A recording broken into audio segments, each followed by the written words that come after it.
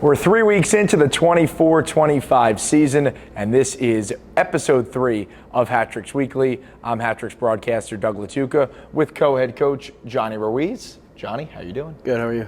Doing well. The team getting off to a 2-1-1 start through the first 4 games. Had the 2 games here in Danbury to start up against Motor City, and then a home-and-home with Binghamton and Hudson Valley last weekend. Johnny, 3 weeks in, we spoke a couple weeks ago on the first episode of Hat-Tricks Weekly. Is there anything different? How's the team looking as a couple weeks have gone by? Some practices, some installation, and the guys are getting comfortable. I think, yeah, like you said, they're getting comfortable. They're starting to learn. You know, it's tough that first weekend, that first week of camp. You're just taking so much information, and now we're starting to get adjusted to it. We're learning as a whole, and so far we're really, building that family atmosphere like we've had in the past. So it's great to see.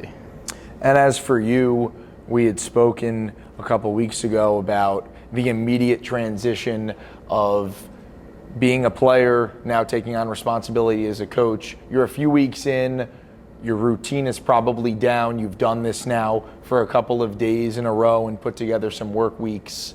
How has that transition been? Are you starting to feel a little bit more comfortable? Definitely starting to feel more comfortable. Like you said, it was a tough transition. It's learning a lot on the fly, like I said before. But working with Kyle and Matt, it just makes it a lot easier. So we're all doing this together. So it's easy to get more comfortable with the situation that we have here. Yeah, we did not speak last week. I was with Kyle Gonzalez, but I think a lot of Hat-Tricks fans held their breath after Game 1 when you got hit behind the net. You came out, you did not return. You did tough out Game 2 and actually contributed to the scoreboard with 2 assists. What was the difference in feeling on the ice for you in Game 2 of the season compared to this past weekend? Did you feel a little bit healthier, more? Yeah, I would say a little healthier. I mean, that hit was scary. I think I went into panic mode a little bit because of past injuries that I've had. But I felt a little better. I got work done with the trainer, she did a phenomenal job, and felt more confident. I took warm-ups just because it was going to be a game-time decision. I felt really good in warm-ups, so I just continued. I was like, I'm going to go and help the boys out as much as I can. Yeah, I don't think a lot of fans know kind of the psyche of returning from an injury situation. You had kind of described it to me where the initial hit didn't really spark the injury. It was more getting up from it and then the panic of, oh boy, this could be something serious. How do you come back and play the next night knowing that something similar like that can happen again? And you just got to try and block it out, right? Mm-hmm. Put the blinders up, not focus on that, focus on the other parts of your game that maybe you weren't able to do, the night before. So little adjustment, and I felt good though. Yeah, we a bunch of new guys on this team. They've contributed offensively for sure. A little bit different than last year. Of course, you had the Corey Cunninghams last year, the Hat-Tricks Rookie of the Year, putting up the second most goals, and he's been all over the score sheet to start this season as well. Is there a little bit of a difference in this year's roster construction with the young guys compared to last year and how important they'll be in moving this offense forward? No, not really. You always have, new faces come in and guys who are younger, whether they're coming from college or juniors, but it's all about how they adjust to the pro level and the speed of the game, the situations, and so far they've been doing a phenomenal job. And it's, Cunny's still rolling from last year, right? Mm-hmm. He put up a lot of goals in a short span of time, and his confidence is through the roof, which is great to see. And so he's learning as he goes as well, but he's still putting the puck away, which is crucial for us. We need that secondary scoring. We need more guys to fill the net in. So it takes some pressure off some of us older guys who've, we're relied to do on it. And so. How often do some of the younger guys come up to you asking questions, looking for advice, critiques on their game? Pretty often. I mean, that's the best thing about that locker room. Like, we have an open door policy. Like, no question's a dumb question. So if you're unsure about something, ask, and we'll try to explain it and help out as much as we can. But every practice there's 2 or 3 that come up, and they you can tell they really want to learn. They're not just asking to ask. They really want to learn the game more and learn what they can do in different situations. Has that happened a lot more since you become co-head coach, or is it pretty much the same amount as it was last year? I would say it's pretty much the same. Gonzo and I have been leaders of this team the last 3-4 years, and it's it's nothing new for us. So I think it's that part's an easy transition for the players to come to us about stuff like that. For you, last year you were the driving force of the offense. You led the league in a bunch of categories. You led the team in almost every single category. To get off to just 2 assists in the first 2 games, you were dealing, we mentioned, you were nicked up with that injury, but now it seems like you're back in the flow. You get on the scoreboard with that shorty. How do you feel your offensive game looks through the first couple of games? Not the greatest. Obviously, I'm usually here to score, but when we have other guys scoring, I don't got to do that. So I could really focus on my D zone. Like, biggest thing about, I want to be the best two-way center I could possibly be. So I take pride in the D zone just as much as I do the O zone. And if you take care of your D zone, moves to the neutral zone, and then it moves your offense, you're going to get more opportunities. Yeah, last weekend, home game against Binghamton, and then Saturday, the first road game of the year. Two different games for sure. One a little bit closer, tighter. The other one more of a runaway for you guys. But special teams crept in both of those games. How disappointing was it that Friday night's loss to Binghamton was decided by all special teams goals when you thought you guys probably played a pretty good 5-on-5 game? Yeah, I thought Friday night's effort was better than Saturday's, to be honest. But it's like penalty troubles. You can't win games if you're in the box too much, and it's tough to kill off 2 5-on-3s throughout a game, let alone, you don't see that too often. But we just got to not put ourselves in the situation where they're going to call a penalty, whether it's good or bad, But it's a learning curve for us, and especially the younger guys at this level. So I was happy with the way we bounced back Saturday, similar to the first week, but I don't want to keep that being a habit for us where, we dropped Friday's game and now we have to really build because we're taking it all as a playoff series, right? So game 1, all right, you got to win game 2. It's guaranteed your season's over, right? That's how we're looking at it. So hopefully it doesn't become a habit, but I think, it's a lot of learning for us and we're doing a pretty good job adjusting as it goes. It seemed like the team was really focused on the defensive end against Binghamton. And I had spoken with Kyle before those games, mentioned the rivalry, trying to get amped up. Those games to the fans certainly mean more than some of the other ones on the schedule. Did you guys have a specific focus on let's get the defensive zone taken care of, the offense will come from there, and is that how you guys want to play moving forward? Absolutely. Defense wins championships, right? So if your team defense is hitting all the targets that we want to check box, like check them off each time we go, and if we're doing that, the wins are going to come, the offense is going to come. Yeah, a little bit of a rough start in Hudson Valley with the delay. They're still sorting through some things in their inaugural season, which is completely understandable. 23 seconds in, they score the first goal of the game against LaRusso, who was making his first pro start.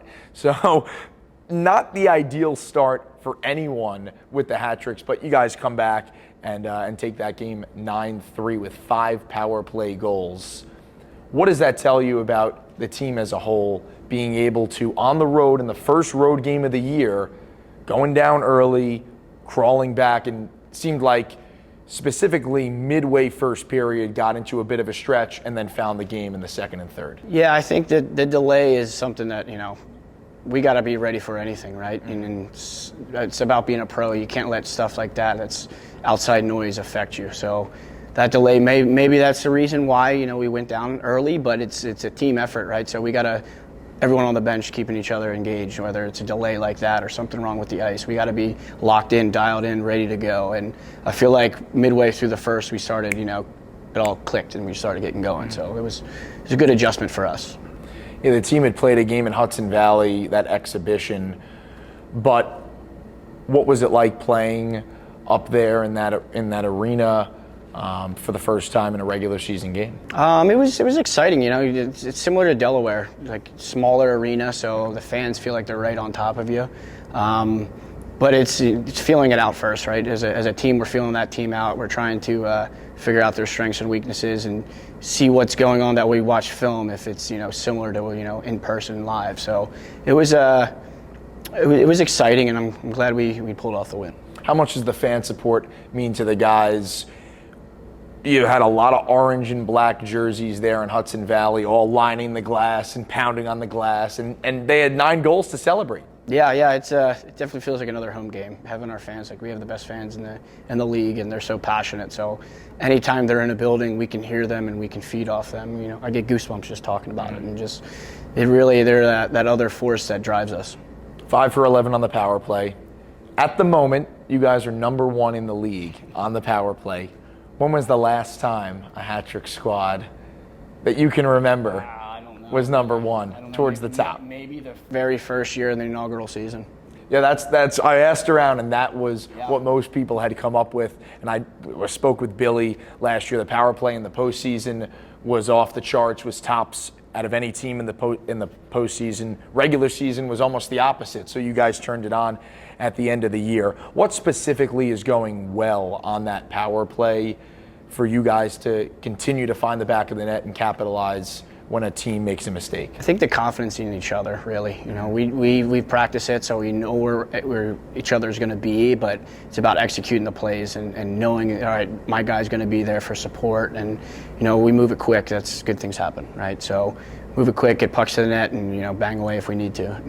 We'll take it to the other side of special teams. You score probably the biggest goal of the game, the 2-1 goal to turn the tides a bit, shorthanded goal in that second period. And you've done that over the last 2 years with the shorthanded goals, led the league in shorties last year. You got your first one of the year here. What are you trying to accomplish shorthanded, and how is it turned into an offensive strength for you and the team as a whole? Well, I mean, their breakout comes on our forecheck and how we do it. Ratty did a phenomenal job cutting off the angle. Guy fumbles a puck, I'm able to jump it right away. We turn that good angling into offense, right? And, you know, as long as we're taking care of our zone, that's all that matters. But if they can't get into our zone, better for us. And we can, you know, turn those chances into offense. And we've been, you know, pretty decent at it the last few years. And I think we have 2 shorties already this year. So we're going to keep building off that. First weekend without a home game. It is Friday in Watertown, Saturday in Binghamton as we look ahead. First glance at Watertown, it's been a weird spot, I think is the word to use for you guys. Last year specifically had some high-scoring games that didn't end with a win for you guys. How do you grab a W first trip in Watertown against a team that has played really well in the early going? Yeah, we got to try and dictate play, really. We got to come out flying, throwing the body around, and really dictate how we want the game to go. It'd be great to get that first one right away, and, you know, now we're playing with a lead and not chasing, like has been in the last couple games. Yeah. We go down first, and now we're chasing the rest of the way. So I think it'd be a hot start for us, would be huge for us. Yeah, the first 4 games, hat tricks have trailed in all 4 of those games. Then you got Binghamton on Saturday. We know how last weekend turned out, another tight game. What are some of the keys to getting over the top of the mountain there and taking 3 points from Binghamton? We just got to be disciplined with them. You know, I think we match up really well against them, and those are the games you love to play in, a rivalry game, and, you know, it's back and forth. It's, you know, it's going into overtime, or there's a late goal at the end of the period to seal the deal. But I think if we're disciplined, we can really, you know, cause some damage there in that rink for them. We'll go fill in the blank to finish things off. Hat tricks are on a bit of a point streak here. Team is starting to put some wins together. How do the hat tricks continue to roll in this weekend's 2-game series on the road? Got to be consistent. Consistency, that's it. Discipline against Binghamton, getting off to a hot start against Watertown. Both of those games on the road as the Hat-Tricks look for win number 3 and 4 on the season. We will not have the broadcast on Friday night, still TBD on Saturday, but just stay locked into all of our socials, DanburyHattricks.com, and Danbury Hat-Trick will have all the links for you so you can keep tabs on what Jonny Ruiz and the rest of the Hat-Tricks are doing this upcoming weekend.